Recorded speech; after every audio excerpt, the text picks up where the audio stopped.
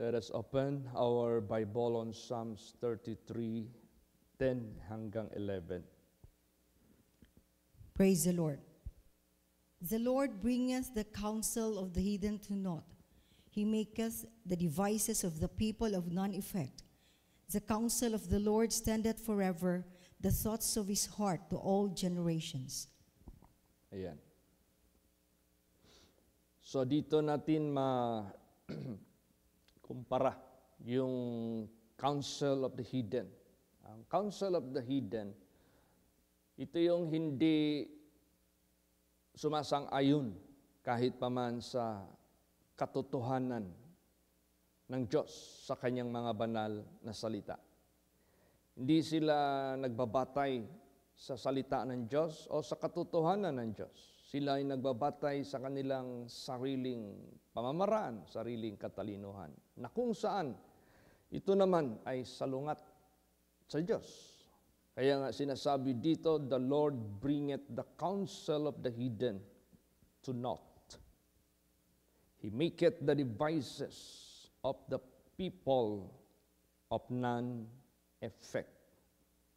Yan ang makikita natin na masanglibutan, yung mga counsel of the heathen, hindi yan ang magwawagi, hindi yan ang matutupad, kundi wawalan niya na ito ng bisa. Ito yung counsel ng Panginoon. The counsel of the Lord standeth forever, the thoughts of His heart to all generations. So, hindi magpakailan pa man nag-expire. Kung gaano ang Diyos is forever, yung salita niya is to all generations. Hindi ito nagkakaroon ng tinatawag na naluluma, hindi ito na nangyayari na ito ay nag-fade away o habang tumatagal ang takbo ng mundo, ito ay nawawala na ang bisa. Hindi po. Sinabi po dito, the counsel of the Lord standeth forever, the thoughts of His heart to all generations. So nakadesinyo ang counsel ng Diyos na ito ay forever. Kung effective ito sa langit, effective ito sa Old Testament, effective ito sa panahon ng ating Panginoong Hesukristo hanggang at our present day, effective pa rin ito to all generations hanggang matapos ang mundong ito. Ganon ka accurate ang counsel ng Diyos o ang salita ng Diyos. Kaya mga anak ng Diyos, huwag mabahala anuman ang takbo ng mundong ito na maraming sumasalungat sa salita ng Diyos o sa katotohanan ng Diyos. Huwag tayong mabahala dyan. Huwag tayong masindak dyan o matakot o tayo ay ma-insecure o tayo ay mabibehind. Hindi po. Hindi.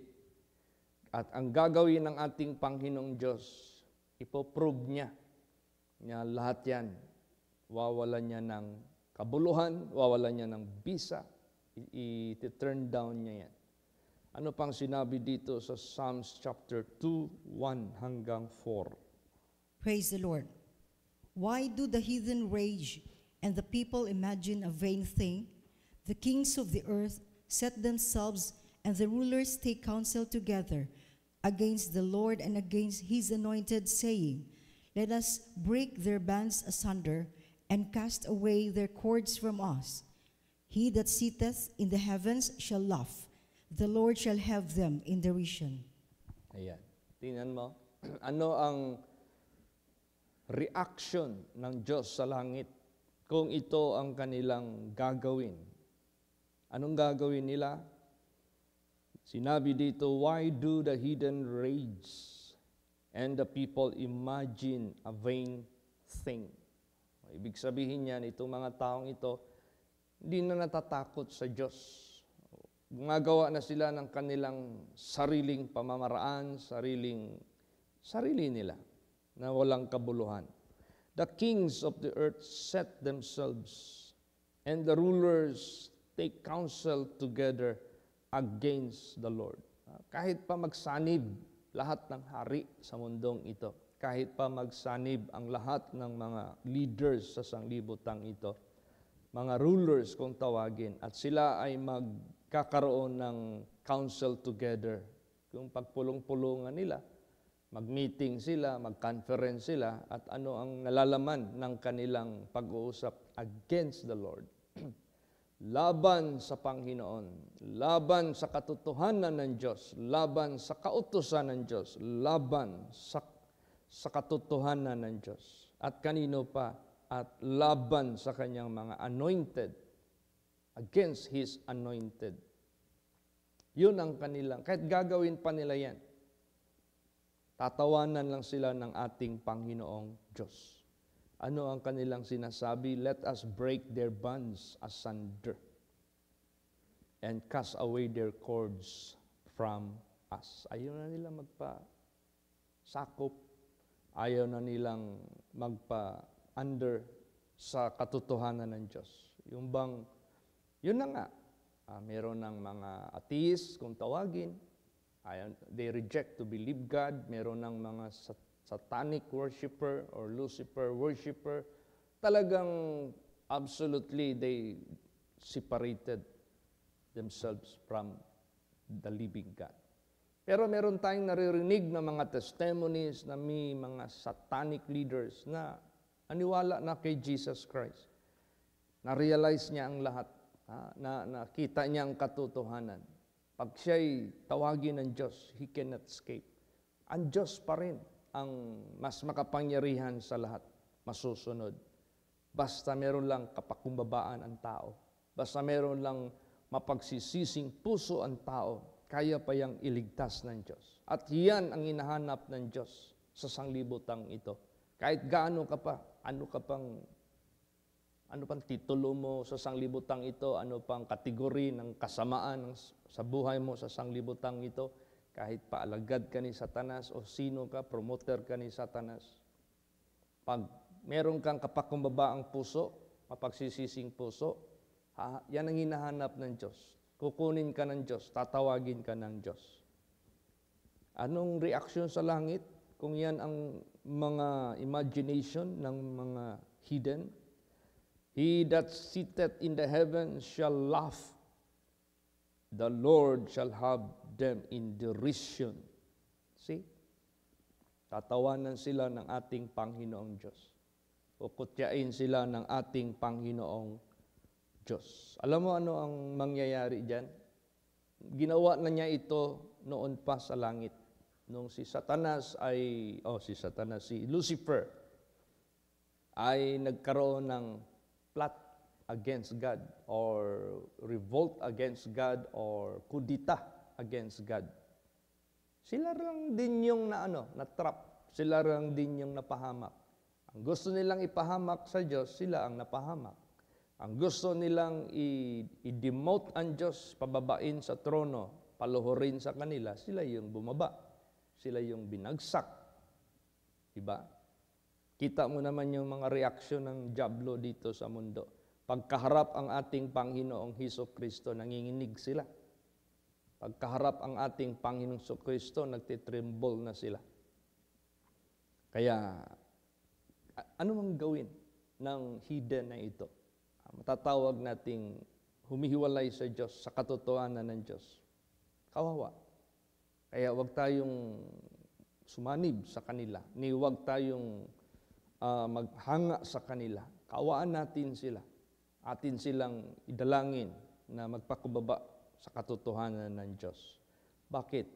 Pag yan ay ituloy nila yung pagmamatigasan, ituloy nila yung counsel nila against the Lord, against His anointed, kawawa at the end, sila lang din ang mahihirapan, sila lang din ang mapapahamak. Bakit? Basahin natin ang Psalms 9, verse 15. Praise the Lord. The heathen are sunk down in the pit that they made. In the net which they hid is their own foot taken. Ayan. The heathen are sunk down in the pit that they made. Sila yung nahuhulog doon sa hukay na kanilang hinukay.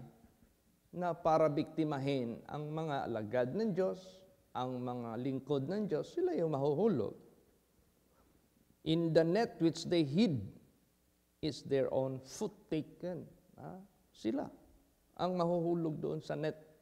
Sila ang maunay ba kung sa Bisaya, paano ba yan sa Tagalog? Maunay, sila lang mismo ang mapahamak sa kanilang binabalak na kapahamakan against the Lord and against His anointed. Or against His people, or against His servants. Alam mo dito, alala nyo sa panahon ng Egypt, na sabi ng hari at kasama ng kanyang mga counselors, parang marami na ang banay ni Joseph, or ni Jacob, or ni Israel. Parang rumarami na. Baka mamaya may mag-declare ng gera sa atin, baka sasanib ito doon sa kabila against us, matatalo tayo. Kaya yun nga, nag-declare na ang hari na lahat ng lalaki na ipapanganak, patayin kaagad. Tapon doon sa river, Lumsan. Baliktad ang nangyari, lalong rumami pa ang mga children of Israel. Yun nga, kung ano yung ginagawa nila na paraan na ipahamak, lalong lumalago. Basahin natin yan. Exodus 1:10 hanggang 12. Praise the Lord. Come on, let us deal wisely with them, lest they multiply, and it come to pass that when there falleth out any war, they join also unto our enemies, and fight against us, and so get them up out of the land.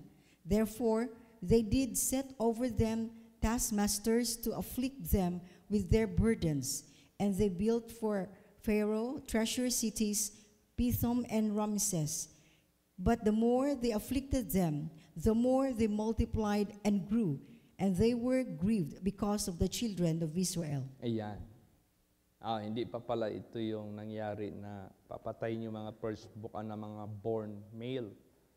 Ang ginawa sa kanila, binigyan sila ng labis na trabaho, labis na project. Pinagawa sila ng pyramid, pinagawa sila ng kung ano-ano dyan na mga mahihirap na task. Grabe ang pahirap sa kanila. Pero lalo silang rumami. Hanggang dumating na doon sa panahon ni Moses na yung mga bata ay basta lalaki, itapon na doon sa ilog, patayin. Patayin talaga. So, pero hindi nangyari. Lalo silang rumami. Lalo silang nag-grow, lalo silang naging stronger. Kaya ganun po, ikumpara natin yung counsel ng Diyos, salita ng Diyos, Word of God, Truth of God, i-compare natin sa labas, kampante tayo sa Panginoon Diyos. Dahil pag tayo naniniwala at sumusunod sa Kanyang banal na salita, yan yung magwawagi. Yan yung magpiprevail. And you are protected. God will be with you. God will defend you. Ganun. Tapos kung anumang balak ng mundong ito, gawin na laban sa katotohanan ng Diyos, laban sa mga servants of God, magwagi man sila sa physical, kung napatay man nila si Jesus Christ, napatay man nila ang 12 disciples, napatay man nila kung sino-sino pang gimarder nila ng mga alagad ng Diyos na nauna sa atin, hindi nila mapipigilan ang buhay na walang hanggan na tangkilikin ng mga naniwala sa Diyos. Hindi nila mapipigilan na mag-spread ang gospel all over the world kasi nakasulat na yan. Hindi mo na yan mapipigilan. The more mo pipigilan yan, magpi-fail ka sa iyong binabalak. It will never succeed. Basahin natin ang Job 5:12 hanggang 13. Praise the Lord.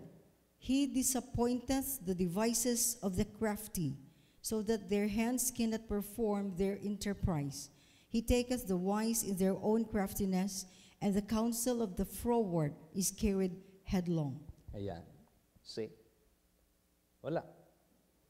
Unsuccessful, failure, lahat ng kanilang plano, lahat ng kanilang balak, as long as it is against the Lord and against His anointed, walang magagawa yan. Kaya matamis, masarap mag-stand sa counsel of the Lord, sa salita ng Diyos, sa katotohanan ng Diyos. Kaya ang gawin natin, diyan tayo, panig sa Panginoon. Let us not go to politics. Let us not go to any worldly things which is not belong to God. No, let us stand on God's side and let us bring the Word of God to all people of the world para mabibilang tayo ng Diyos as one of His anointed, one of His servants, one of His children na gagamitin niya sa sanglibutang ito.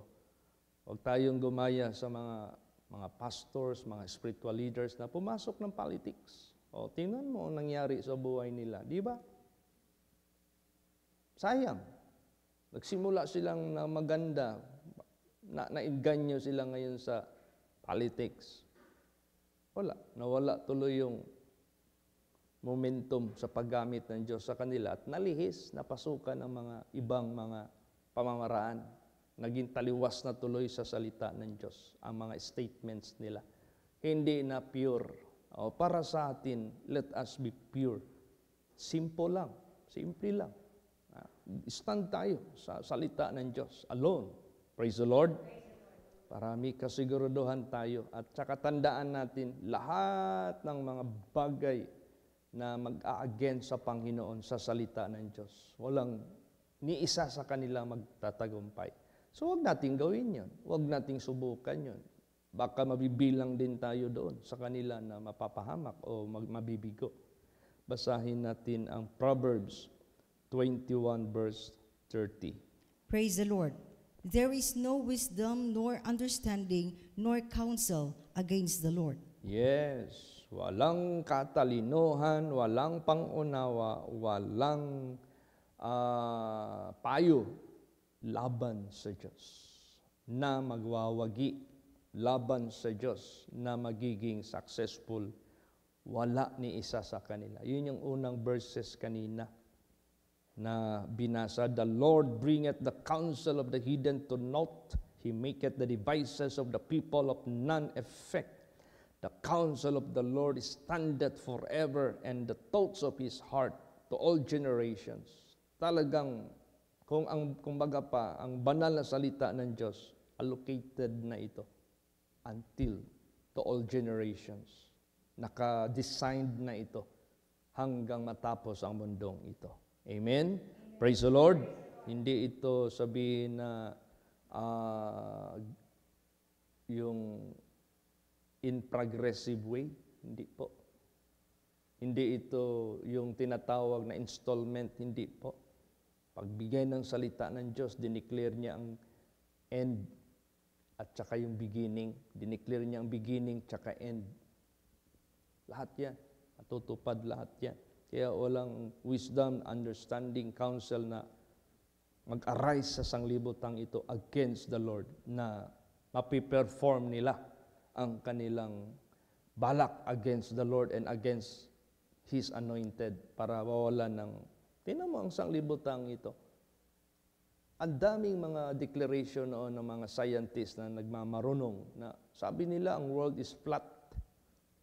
Pero nagsabi na ang Bible, the Word of God, the earth is circle or round.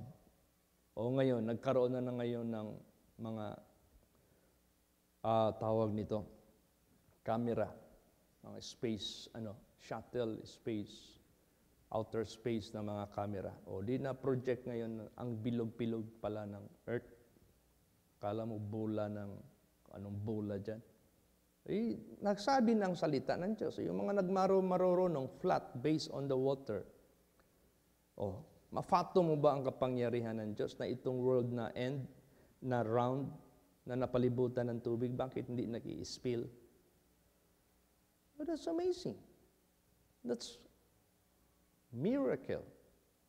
Dahil sa speed, perfect speed ng earth sa pag-ikot nito. Lahat-lahat na. Ginawa ng Diyos yan amazingly, miraculously. Kaya lahat ng mga tao na against the Lord, against the counsel of the Lord, walang isa sa kanila na magtatagumpay. Wala pang nagdi-defy sa Diyos na nagwagi. Wala pang humahamon sa Diyos na nagwawagi sa mundong ito. O you defy death sa physical mo, o sinong tao dito hindi na namamatay para magwagi ka.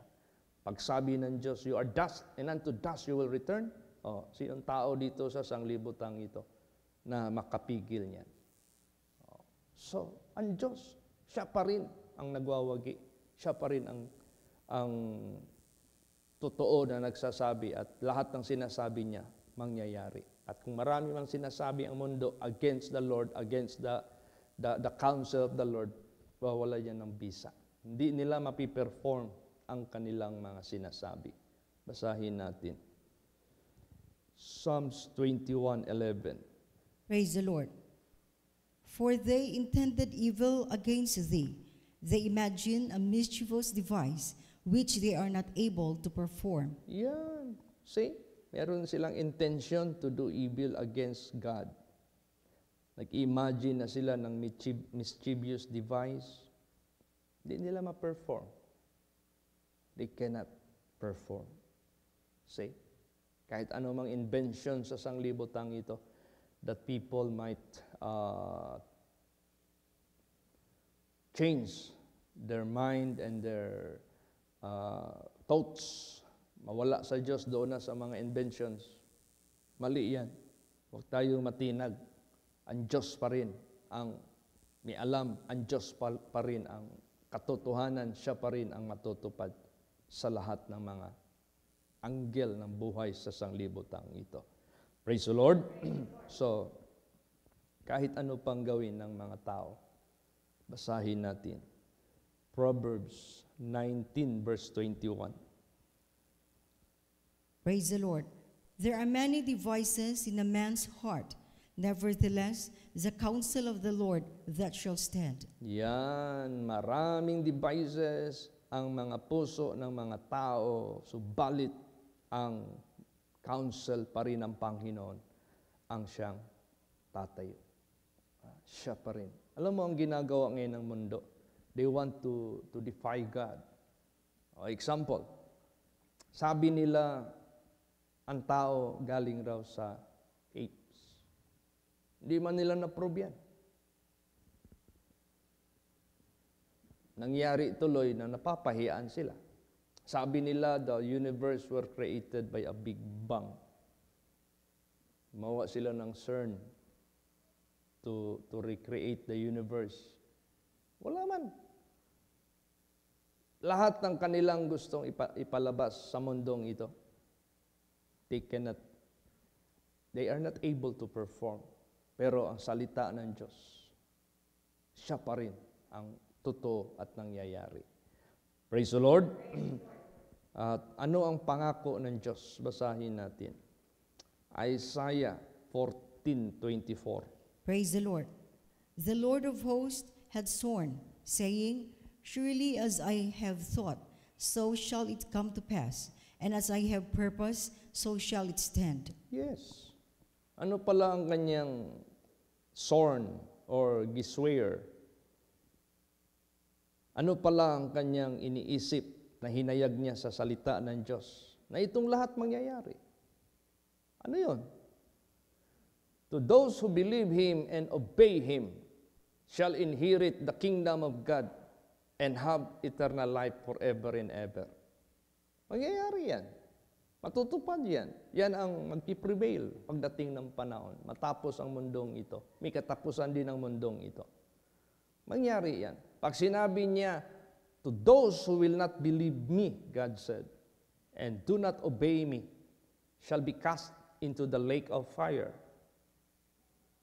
Ayaw kaya maniwala ang mga hidden yan. Ayaw kaya maniwala ang mga atheist yan. Ayaw kaya maniwala ang mga ayaw tumanggap sa katotohanan ng Diyos. Pero yan ang mangyayari. Yan ang totoo. Yan ang magpiprevail. Awa na lang ng Diyos yung mga tao sa mundong ito na namamatay na pinapakita sa kanila ang impyerno, pinapakita sa kanila ang kaharian ng Diyos para sa awa lang ng Diyos may magtitistigo doon sa pamilya nila na totoo ang salita ng Diyos. It doesn't matter who they are. They might be hardcore Islam, they might be hardcore terrorist. Pag pinatay ka ng Diyos, tapos pinakita sa iyo yung impyerno at saka langit, tapos binuhay ka niya uli, tingnan natin, pag hindi ka na bago. Praise the Lord. Mercy na lang yan ng Diyos. Para ang mga tao, minto na, maggawa ng sarili nilang device. Maniwala na lang sila sa totoong Diyos, na totoo naman talaga siya, hindi naman talaga siya fake, hindi naman talaga siya fake. Pride lang kasi yan eh. Yan kasi minsan si Lucifer, hindi niya kasi matanggap ang Diyos dahil pride lang kasi. Inahawaan ngayon ng mga tao sa sanglibutang ito. Sobra. Hindi nila alam na nagawa na ng Diyos na ihayag ang katapusan mula sa pasimulain at gagawin lahat ng Diyos yan. Walang magawa yung tao. Basahin natin yan. Basa, Isaiah 46 verse 10. Praise the Lord. Declaring the end from the beginning, and from ancient times the things that are not yet done, saying, My counsel shall stand, and I will do all my pleasure. Yes, gagawin lahat yan ng Diyos. Ano pala yung dineclare niya yung beginning? Di ba dineclare ng Diyos yung Genesis 1, 2? Nandyan na paloob yung creation. Pagtapos dineclare niya rin din yung katapusan sa Revelation na magdating ang panahon, wala na itong mundong ito. There will be a new heaven and a new earth. The former is passed away. Mangyari lahat yan. Tapos dineclare niya ano ang nandyan sa kaharian ng Diyos. Dineclare niya rin kung ano nandyan sa impyerno. Lahat yan. Declared na yan. Yan na yung magiging ending or latter end ng ninuman. Your latter end will be kingdom of God and everlasting life if you believe and obey God. Your latter end, if you do not believe God and obey God, you will be thrown to the lake of fire together with Lucifer, together with Satan, together with all the false prophets. Kaya, dineclare na yan lahat ng Diyos. Eh kaso ang mga tao nagmamarunong. Ang dami nilang mga pamamaraan na nagmamayabang lang, pagmamayabang lang kasi yan eh. Alam mo, pag hindi yan inutos ng Diyos, hindi yan mangyayari. Pag hindi yan dineclare ng Diyos, hindi yan mangyayari. Basahin natin yan. Lamentation 3:37. Praise the Lord.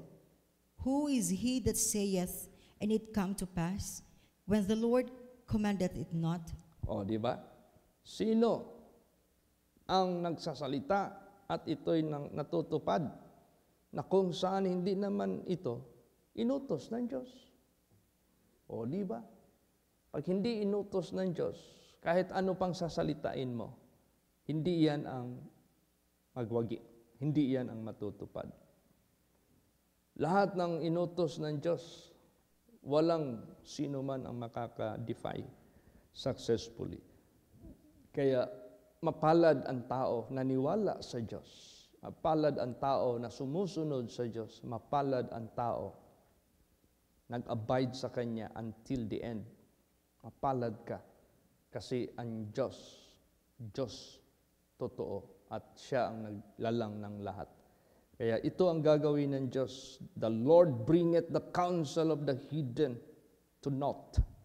He maketh the devices of the people of none effect. Yan ang gagawin ng Diyos. The counsel of the Lord standeth forever, the thoughts of His heart to all generations. Yan ang kanyang ipapatunay at gagawin. Nung nakikita ng mundo ang outer space, grabing lawak, grabing daming mga lalang dyan. Tapos kung sila magawa ng mga statements, already billion years. Yung mga kana. Kung basahin mo yung Bible from Genesis hanggang ngayon, hindi pa nga umabot ng 7,000 years. Pero kung sila magsalita, hindi kasi sila niwala, yan ay nilalang ng Diyos by His words. Ganun kaagad yan eh. Pag sabi niya, let there be firmament, let there be stars, let there be moon, lahat sinabi niya yan. At yan, kung Bible ang mag-describe niyan, they are innumerable. Hindi nyo kayang anuhin yan. Innumerable yan eh. Ano pa? They are curtains, like curtains. Parang kortina lang yan sa mga nilalang ng Diyos. Simple lang masyado ang description ng Bible. Pero kung i-actual mo yan, super yan. Hindi yan basta-basta. Kaya ang mga tao, yung mga nag-aalinlangan sa Diyos, the more they explore the creation of God, the more they realize that every testimony of God are really true and faithful. Di ba? Ilang beses ng mga... Ang Bible nagsasalita na yan that they were giants because the fallen angels nakipag-siping sa mga magagandang babae na nagustuhan nila sa mundo. Nanganak sila ng mga giants. O di ba ngayon, meron ng mga nakikitang mga skulls, mga skeletons ng mga giants. Sinabi na yan sa Bible eh. So, it shows na what is the Bible is telling the people of the world. Nandito lang yan. Makikita yan. Tapos, magpunta ka sa mga matataas na bundok. Uy, bakit may shell dito? Bakit may taklubo dito? The Bible says, the world were flooded or was flooded. O di, proof yan. Kaya, lahat ng sinasabi ng salita ng Diyos, merong talagang proof. God can prove it to the people of the world that it is all true and faithful. Kaya, salamat tayo sa Diyos na naniwala tayo sa Kanya. Sumusunod tayo sa Kanya. Let's be strong. Let us be strong in the Lord. And let us not be shaken sa mundong ito. Let's pray ang mundong ito. Once again, bigyan sila ng banal na salita ng Diyos para sila ay imbis manatili sa kanilang katigasan, mag-humble sila, magsisi sila. Kaya meron din kasing iba na pakamatyan yun nila ilang pride. Naalala niyo si Ahithophel? Si Ahithophel na advisor ni Absalom. Nagmamagaling mag-advise. Ngayon, prayer ni David, Lord, wag mong bigyan mo ng non-effect yung counsel ni Ahithophel. Totoo man. Lahat ng counsel ni Ahithophel, nag-fail man. Nung nag-fail, umuwi ng bahay. Naghang. Yung pride niya, tinayuan niya, pinakamatayan niya, which is wrong. Eh dapat nag-surrender na lang siya sa Panginoon, nagsisi na lang siya. Wala. Kaya may mga tao na ganito sa mundo, nakakaawa yun. Kaya tayong lahat, mga anak ng Diyos, lagi tayong mag-renew ng ating strength. No? Huwag tayong maabutan ng expiration nito. Lagi tayong mag-strengthen sa ating sarili. Be strong in the Lord. Kasi matindi ang battle na nangyayari sa mundong ito. Kaya, let us therefore abound in the truth of God, in the counsel of God, and let us be strong in the Lord always. And let us pray for the world. Bigyan pa ng Diyos. Of course, binibigyan talaga sila ng Diyos ng chance. So let us be part of it na maghahayag ng katotohanan ng Diyos. Amen? Praise the Lord. Magsitayo po ang lahat. Let us all pray.